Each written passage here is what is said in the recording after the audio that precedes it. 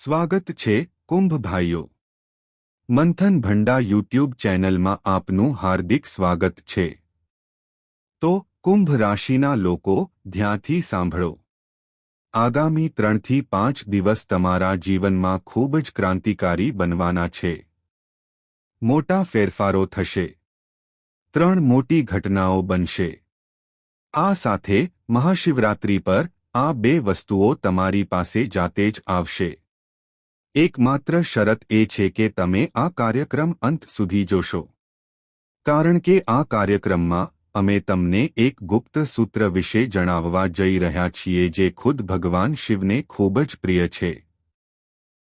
જે કોઈ આ સૂત્રોને સમજે છે અને તેના અનુસાર પોતાના જીવનમાં નાના ફેરફારો કરવાનું શરૂ કરે છે, તેને એક ગુપ્ત શક્તિ પ્રાપ્ત થાય છે। એક ગુપ્ત વિધિ છે જેના વિશે અમે તમને પણ જણાવીશું। તેથી જે કોઈ આ વિધિ શાંતિથી કરે છે, કોઈને કહ્યા વિના, તે દેવોના દેવ મહાદેવ અને સર્વકાળનો નાશ કરનાર મહાકાલને ખૂબ જ પ્રિય બની જાય છે। તે પોતાનો સમય અને સમય બદલી નાખે છે। હા, આ કાર્યક્રમ અત્યંત મહત્વપૂર્ણ છે કારણ કે આ કાર્યક્રમમાં અમે તમને એવી વાતો કહેવા જઈ રહ્યા છીએ જે બીજું કોઈ તમને કહેશે નહીં। લોકો ફક્ત 2 શરતો હેઠળ આ વસ્તુઓ શેર કરે છે।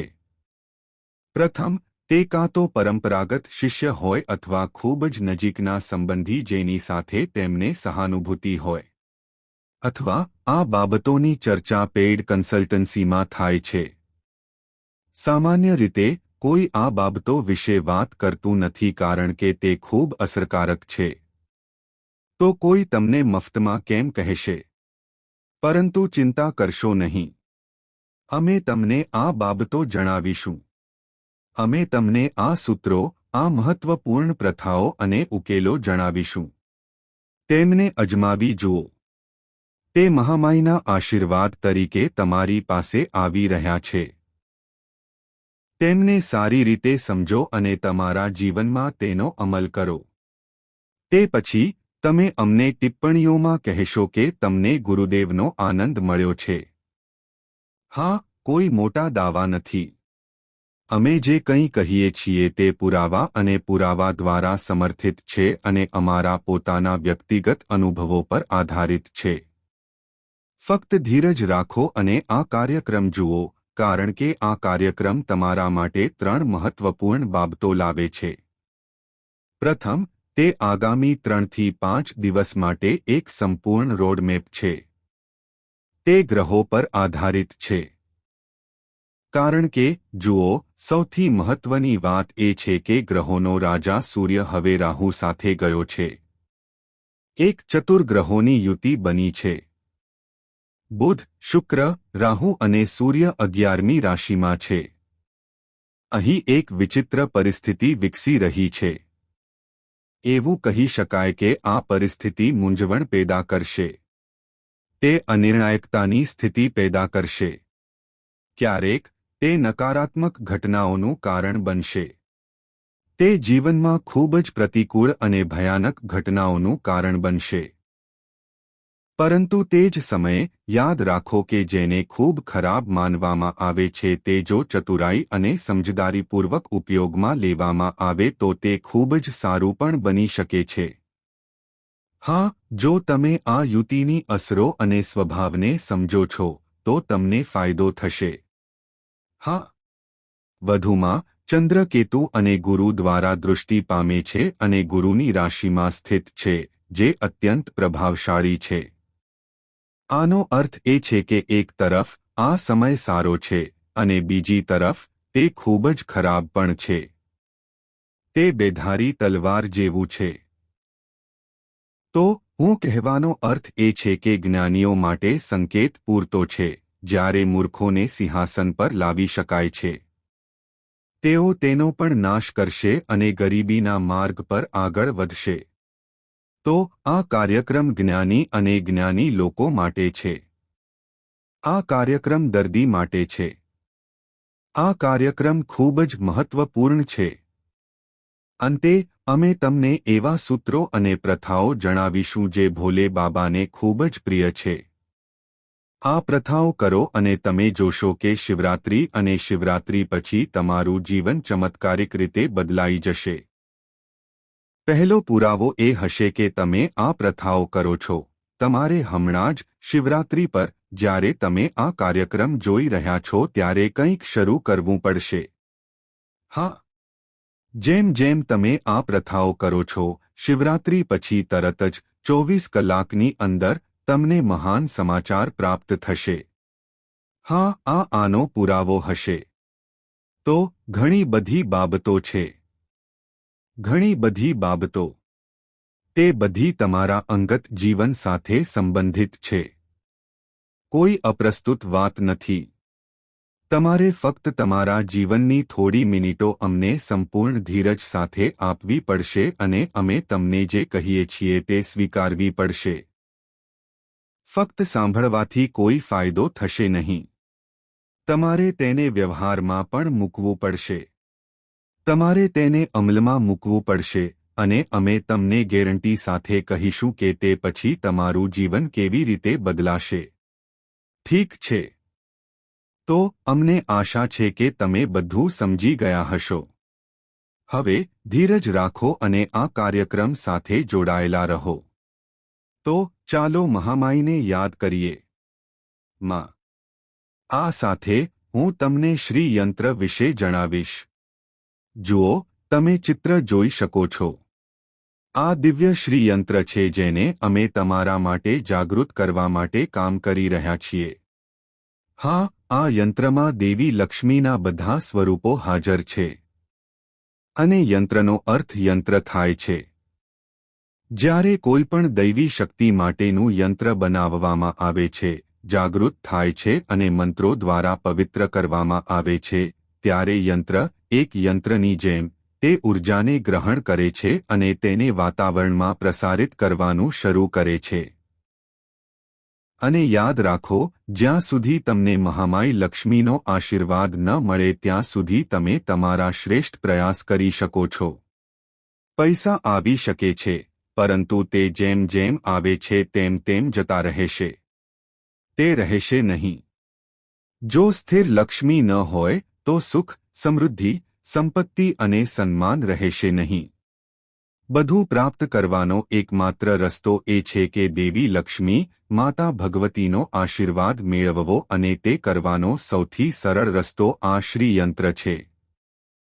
તેથી તમે મહાશિવરાત્રી પછી આ શ્રી યંત્ર સરળતાથી ઓર્ડર કરી શકશો. અમે બધા રહસ્યો જાહેર કરીશું નહીં કારણ કે વસ્તુઓની સંખ્યા ખૂબ મર્યાદિત છે. હું મંત્ર, સંખ્યા શેર કરીશ નહીં કે મારા હાથમાં શ્રીયંત્ર પણ બતાવીશ નહીં. હું તમને ફક્ત એક ચિત્ર બતાવી શકું છું. માંગ વધારે હોવાથી ઘણા લોકો તેને જોવા માંગે છે. તો કૃપા કરીને તેને જુઓ. હજુ સમય હોય ત્યાં સુધી તેને તમારા જીવનમાં લો. તેને અવતાર આપો કારણ કે બુકિંગ ઝડપથી આવી રહ્યું છે અને તે એટલી જ ઝડપથી સમાપ્ત થઈ રહ્યું છે. સંખ્યા સમાપ્ત થવાનો છે. તો તમે અત્યાર સુધી બધું સમજી ગયા છો. હવે ચાલો આપણા મુખ્ય વિષય પર પાછા આવીએ. ચાલો 5 મુખ્ય આગાહીઓ વિશે વાત કરીએ. જય માઈ. મિત્રો, આચાર્ય અમિત જ્યોતિષ અને તંત્રના ક્ષેત્રમાં એક જાણીતું નામ છે. જ્યોતિષ સાથેના તેમના આધ્યાત્મિક અભ્યાસો અને અનુભવો ખરેખર દૈવી છે. હા, જે કોઈની કુંડળીનું વિશ્લેષણ પૂજ્ય ગુરુદેવ દ્વારા કરવામાં આવ્યું છે અને ચોક્કસ ઉકેલ અને મહામાઈમાં બગલામુખીના વિશેષ આશીર્વાદ આપવામાં આવ્યા છે, તેમના જીવનમાં ચોક્કસપણે સકારાત્મક ફેરફારો જોવા મળ્યા છે. સમસ્યા ગમે તેટલી મુશ્કેલ હોય, તે ચોક્કસપણે ઉકેલાઈ ગઈ છે. હવે, જો તમે પણ તમારા જીવનમાં કોઈ મોટી સમસ્યા સાથે સંઘર્ષ કરી રહ્યા છો, દેવું વધતું રહે છે, કામ અને વ્યવસાય ઠપ્પ થઈ ગયા છે, સંબંધોમાં તણાવ હદ વટાવી ગયો છે, તમારું આખું મહામાઈ તમને આશીર્વાદ આપે. આભાર. સૌથી અગત્યનું, સૂર્ય હવે ગ્રહણ પામ્યો છે. બુધ અને શુક્ર રાહુ સાથે સંરેખિત થઈ રહ્યા છે. મંગળ પીડિત છે અને તે જ સમયે ચંદ્ર તેની સૌથી મજબૂત સ્થિતિમાં છે. આના તમારા પર સકારાત્મક અને નકારાત્મક પ્રભાવોને સમજવું મહત્વપૂર્ણ છે. તેથી 3 મુખ્ય પરિણામો આવશે. પ્રથમ, તમે ભારે હતાશા, અતિશય તણાવ, અતિશય નકારાત્મકતા અને ચાલુ કાર્યમાં અચાનક વિક્ષેપો અનુભવી શકો છો. આવું કેમ છે? આ એટલા માટે છે કારણ કે જ્યારે દૈવી ગ્રહો ક્રૂર, પાપી અથવા આસુરી ગ્રહોના પ્રભાવ હેઠળ આવે છે, ત્યારે જીવનમાં અવરોધ આવે છે. એક અવરોધ ઊભો થાય છે, જેનો અર્થ છે કે તમારી ગતિ અવરોધાય છે. એવું લાગે છે કે તમે રસ્તા પર ઝડપથી દોડી રહ્યા છો અને અચાનક એક સ્પીડ બ્રેકર દેખાય છે, જે તમને ધીમું કરવા માટે મજબૂર કરે છે. પરંતુ અહીં તમારે આ ધીમી ગતિ, અવરોધ અથવા થોભને હકારાત્મક રીતે લેવો જોઈએ, નકારાત્મક રીતે નહીં. ચાલો ધારીએ કે તમે વ્યવસાય શરૂ કરવા માંગો છો અને તે અવરોધનો સામનો કરે છે. થોભો અને વિચારો. તમને કોઈની સાથે ભાગીદારીની ઓફર કરવામાં આવી છે, પરંતુ તે કામ કરી રહ્યું નથી. કંઈક ખોટું છે. વસ્તુઓ અટકી ગઈ છે. થોભો. વિચારો. તમે જે વ્યક્તિ છો તેનો વિચાર કરો. તમારા વ્યવસાયનો વિચાર કરો. તમે ક્યાંક રોકાણ કરવા જઈ રહ્યા છો, પરંતુ તમને કોઈ સમસ્યાનો સામનો કરવો પડ્યો છે. તમને કોઈ અવરોધનો સામનો કરવો પડ્યો છે. તમે ખોટી જગ્યાએ રોકાણ નથી કરી રહ્યા. આનો વિચાર કરો. તમે તમારી નોકરી બદલવાનું નક્કી કર્યું છે અને તે મુશ્કેલીમાં મુકાઈ ગયું છે. વસ્તુઓ ખોટી થઈ ગઈ છે. સમજો કે આ યોગ્ય સમય છે કે નહીં. આનો અર્થ એ છે કે આ સમય અને સ્વમૂલ્યાંકન કરવાનો સમય છે. તમારા કાર્યો અને તમારા જીવનનું મૂલ્યાંકન કરવાનો પ્રયાસ કરો કે તમે ખોટો નિર્ણય લેવાના છો કે નહીં. એક તરફ અવરોધો આવશે. કામ અટકી જશે. જો તમને વિચારવાનો મોકો મળે તો વિચારો. પરંતુ બીજી બાજુ મુશ્કેલી એ છે કે વિચારોનો ભરાવો થશે. તમારું મન તમામ પ્રકારના સકારાત્મક અને નકારાત્મક વિચારોથી ભરેલું રહેશે અને આ તમારી નિર્ણય લેવાની ક્ષમતાને નબળી પાડશે. હવે જે ભક્તો સીધા ધર્મ સાથે જોડાયેલા છે અને ધાર્મિક વિધિઓમાં ઊંડાણપૂર્વક જોડાયેલા છે, તેમના માટે આ દૈવી અનુભવોનો સમય છે. હા, તેઓ દેવી દેવતાઓના દૈવી દર્શનનો અનુભવ કરશે. તેઓ પોતાના સપનામાં દેવી દેવતાઓના દર્શન પણ જોઈ શકે છે અને તમને તમારી આસપાસ કોઈ દૈવી શક્તિનો અહેસાસ થઈ શકે છે. સૂતી વખતે કે જાગતી વખતે તમારા કાનમાં કોઈ મધુર અવાજ સંભળાઈ શકે છે. તમને તમારી માતાનું નામ લઈને બોલાવતો અવાજ પણ સંભળાઈ શકે છે. આનો અર્થ એ છે કે તમને આવા અનુભવો થશે. ઘણાનું વર્ણન કરી શકાય છે, જ્યારે અન્યનું વર્ણન કરી શકાતું નથી, પરંતુ અનુભવો સારા હશે. તેથી તમે જે દૈવી અનુભવો અનુભવશો તે આ સમય અને સમયગાળાના છે. જો તમને આ અનુભવો થાય છે, તો સારી આધ્યાત્મિક સાધના શરૂ કરો. ભોલે બાબા અથવા તમારા દેવતા સંબંધિત કોઈ ગુપ્ત અને શક્તિશાળી આધ્યાત્મિક સાધના શરૂ કરો. સમય અને સમય અનુકૂળ છે. મહાશિવરાત્રિની રાત્રિ એવી રાત્રિ છે જેમાં સૌથી મોટી અને નાની આધ્યાત્મિક સાધના પણ સફળ થાય છે. તે ખૂબ જ દૈવી છે કારણ કે આ રાત્રિની વિશેષતા એ છે કે તેના પર બધા મંત્રો કોતરેલા છે. તે કોતરેલા બને છે.